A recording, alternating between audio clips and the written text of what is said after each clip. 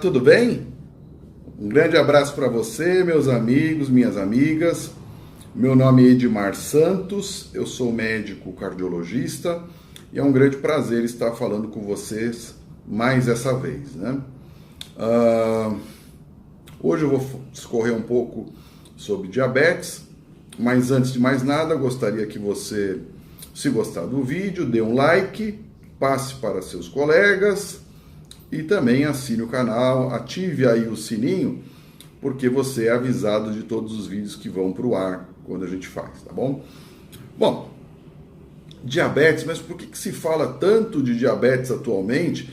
Isso é uma doença que se conhece há 1500 anos, antes de Cristo, né? O papiro de Eders, que é um papiro que foi codificado no século XIX por um alemão, né? Já falava sobre a poliúria, né? Que é uma das características da doença diabetes. Hipócrates também já cita o diabetes, né? E que na época dele ele fala o seguinte: felizmente é uma doença rara. Então, de lá para cá mudou muito, né? Mudou muito porque a prevalência do diabetes na sociedade ela vem aumentando. No Brasil estima-se que 7,5% da população seja diabética, em alguns países até 9%. Existe uma íntima relação do surgimento do diabetes tipo 2 com a obesidade, né? A gente vive numa sociedade obesogênica, uma tendência a engordar muito grande. Primeiro por aspectos de estilo de vida. Por quê? Porque o conforto material foi aumentando, as pessoas hoje, antigamente você tinha que fazer a manivela lá para abrir o vidro do carro, hoje nem isso precisa mais, né? Então a gente faz menos atividade física do que um homem do século XX ou do século XIX por causa do conforto material. Hoje se anda menos, se corre menos, se faz menos atividade física. Infelizmente isso gera problemas com acúmulo de calorias, alimentos mais calóricos, de pior qualidade, com menos nutrientes, e acaba levando a uma população mais obesa, né? Isso não só no Brasil, como de sorte em grande parte do mundo, mas na América Latina e nos Estados Unidos isso é um problema bastante sério. E por que a obesidade mantém relação com o diabetes? Claro, você sintetiza a insulina pelo pâncreas, essa insulina que, através de mediadores, lá GLUT4 e outros, faz com que haja o acoplamento com o carboidrato e esse carboidrato entra dentro da célula, essa glicose, para que ela seja usada como fonte de energia primária. E quando você tem muita gordura, essa gordura sintetiza mediadores químicos também que vão dificultar a performance dessa insulina, levando a essa chamada resistência à insulina. Você tem que secretar cada vez mais insulina pelo pâncreas, pelas células beta, nas ilhotas de Langerhans, levando à fadiga da glândula, né? E isso acaba gradativamente passando no estágio de pré-diabetes ou resistência à insulina, intolerância à insulina, até o surgimento da doença diabetes. Então, existe um curso, uma lógica que mantém relação com a obesidade. Então, o diabetes então se caracteriza por um conjunto de sinais e sintomas aí que a poliúria é um deles, urinar muito, polidipsia, muita sede, perda de peso. Por quê? Porque você não consegue usar o açúcar como fonte de energia primária, então você acaba utilizando gordura como fonte de energia, você emagrece, né? Mas de uma forma não saudável. E o diabético comumente ele vai cursar com complicações, né? As complicações naturais do diabetes, como uma doença sistêmica, envolve todo o corpo, ela acaba permeando todos os órgãos. Então, onde tem vaso, o diabetes causa problema pela glicação, ou seja, esse açúcar que está disponível no plasma, que não entrou dentro das células, ele é glicado, ele se liga a proteínas, e isso vai causar o que a gente chama de disfunção endotelial e obstrução dos vasos. Começa na microcirculação e aí vem o acometimento da retina, muitas vezes levando à cegueira, né, a maurose, a nefropatia do diabético e a neuropatia do diabético, né, até pelo acometimento do vaso nervorum também. E claro, aquilo que a gente mais vê, reconhece como algo relevante, que é o acometimento da macrocirculação, com infarto, AVC e amputação de membros inferiores, né? Atualmente tem recebido mais atenção a insuficiência cardíaca também, né? Que é uma das complicações do diabetes, porque existe a glicotoxicidade da glicose sobre o miócito cardíaco, né? Então, levando a um quadro de insuficiência cardíaca, quer seja ela sistólica ou diastólica, com fração de ejeção reduzida ou preservada, levando a uma redução da expectativa de vida com sinais e sintomas ligados à insuficiência cardíaca. Mas 50 a 60% dos diabéticos irão morrer de doença cardiovascular. Então, é um assunto que é, por demais, importante para qualquer diabético e para qualquer médico que cuide de indivíduos com diabetes.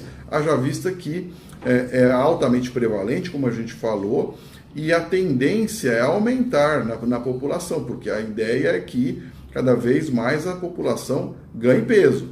Essa que é a ideia central.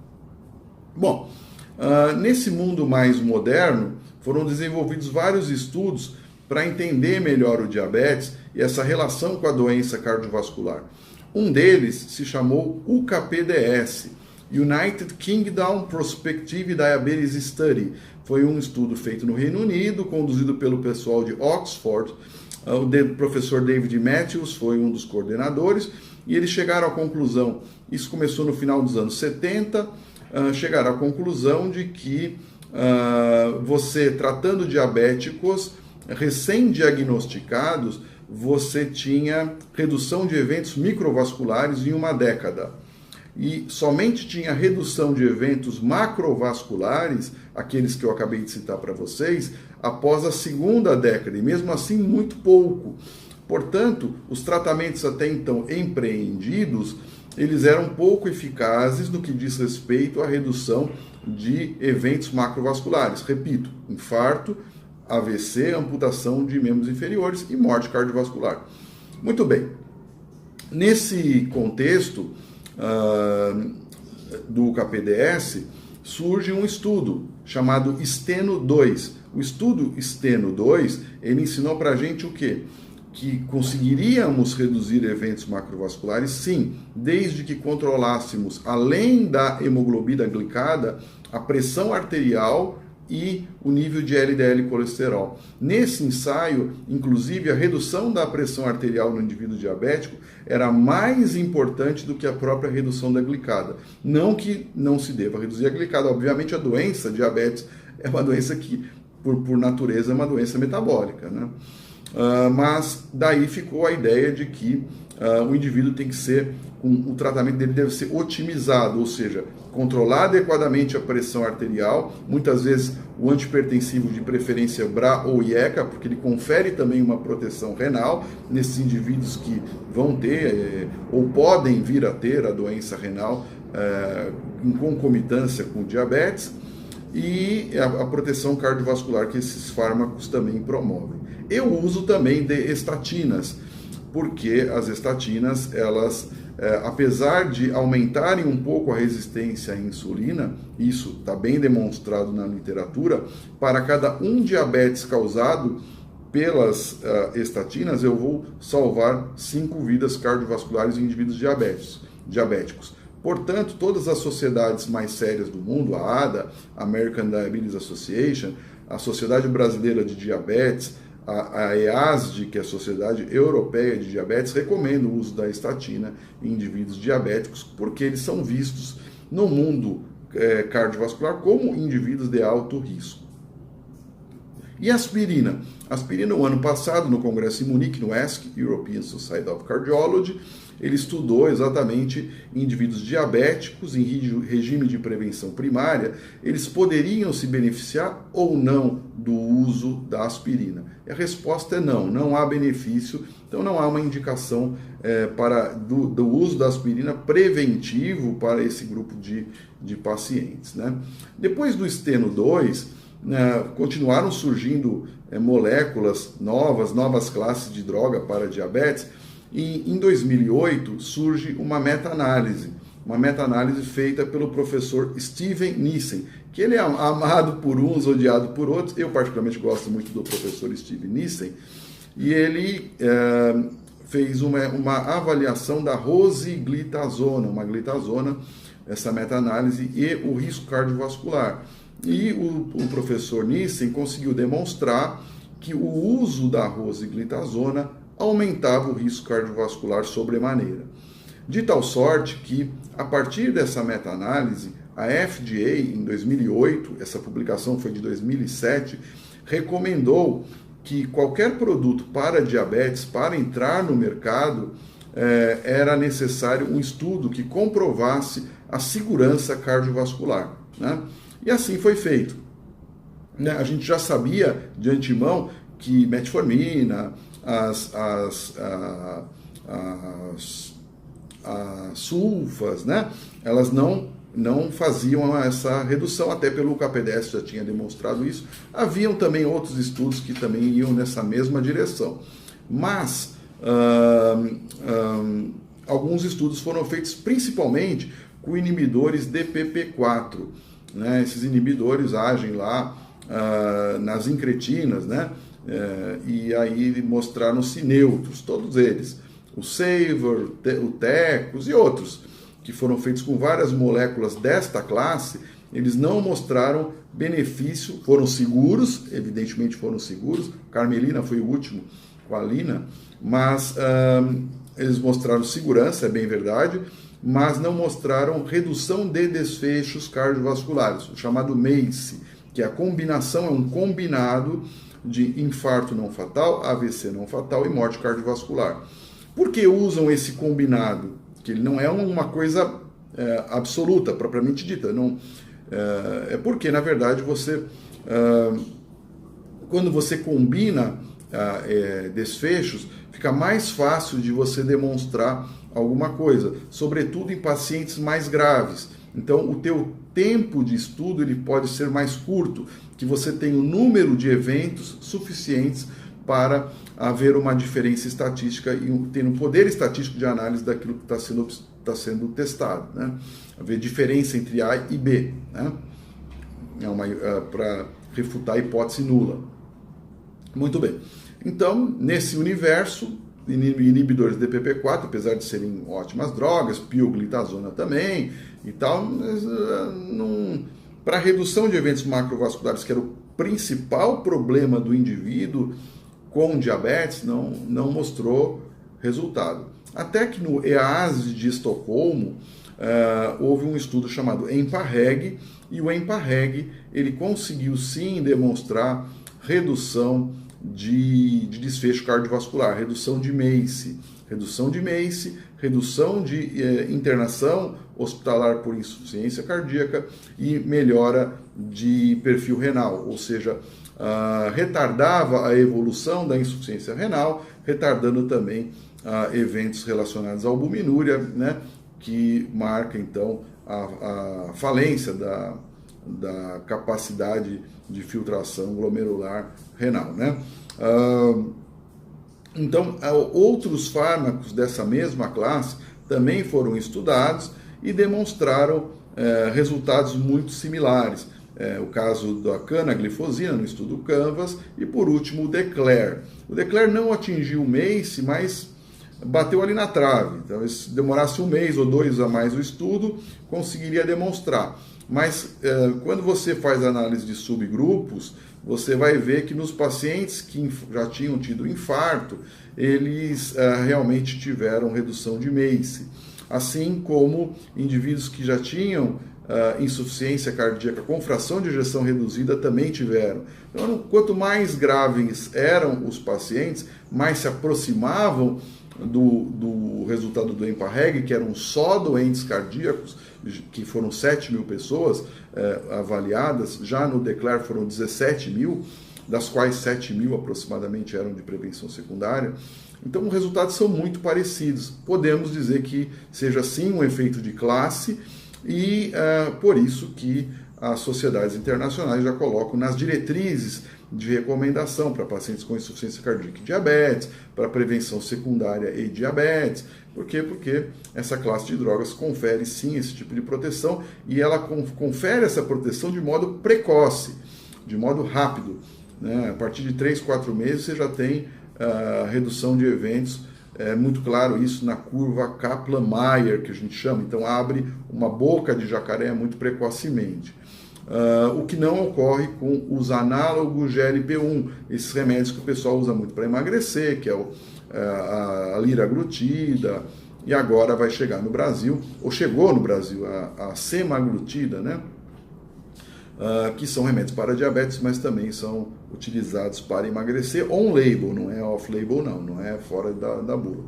E eles são, sim, eficazes e demonstraram redução de MACE. Não demonstraram redução por insuficiência cardíaca, mas mostraram redução de MACE. Porque a curva se assemelha muito à redução de eventos pelas estatinas. É um evento um pouco mais tardio, depois de 2 a 3 anos é que você vê redução de eventos. Provavelmente muito semelhante ao esteno 2, porque há perda de peso, há uma alteração lipídica favorável com o aumento do HDL, há a redução da pressão arterial pela própria redução do peso e o melhor controle glicêmico. Então, provavelmente é isso que acontece nesses análogos GLP-1. Nos inibidores SGLT2, né, que são cotransportadores de sódio e glicose, o bloqueio deles promove benefício por mais variados métodos. Até pela melhor função renal, existe um fenômeno chamado crosstalk, que é a interação entre rim e coração, e a melhora da performance renal melhora também a performance cardíaca. A renalase poderia estar envolvida nesse processo, mas também a própria redução da pressão arterial, o aumento da natriurese. O professor Milton Packer, da Baylor de Dallas, criou a hipótese de que haja uma similaridade com a espironolactona, que é um remédio para insuficiência cardíaca, que altera a fibrose miocárdica com relação ao transporte de hidrogênio e sódio. Mas tem outras teorias aí que diz respeito do professor DeFronzo, né, de San Antonio, também no Texas, que fala a respeito dos corpos cetônicos. A maior disponibilidade de corpos cetônicos estaria envolvido nesse combustível necessário para melhorar a performance miocárdica. Então, existe uma íntima relação, por isso que os cardiologistas, nós nos preocupamos demais com o diabetes, porque é um dos fatores de risco clássicos e mais importantes para o surgimento da doença cardiovascular, e ele vem crescendo na população.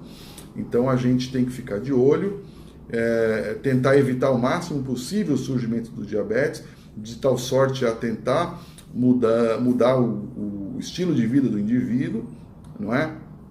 Estudos estão sendo conduzidos com essas mesmas moléculas que tiveram sucesso em indivíduos não diabéticos, mas ainda não sabemos o resultado. Um chama-se DAPA Heart Failure e o outro Emperor.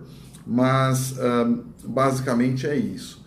Evitar o diabetes, sobretudo tentando evitar a obesidade. O diabetes tipo 1 tem uma outra característica, uma enfermidade à parte, se caracteriza por uma autoimunidade, geralmente na infância. Esses pacientes são dependentes da insulina.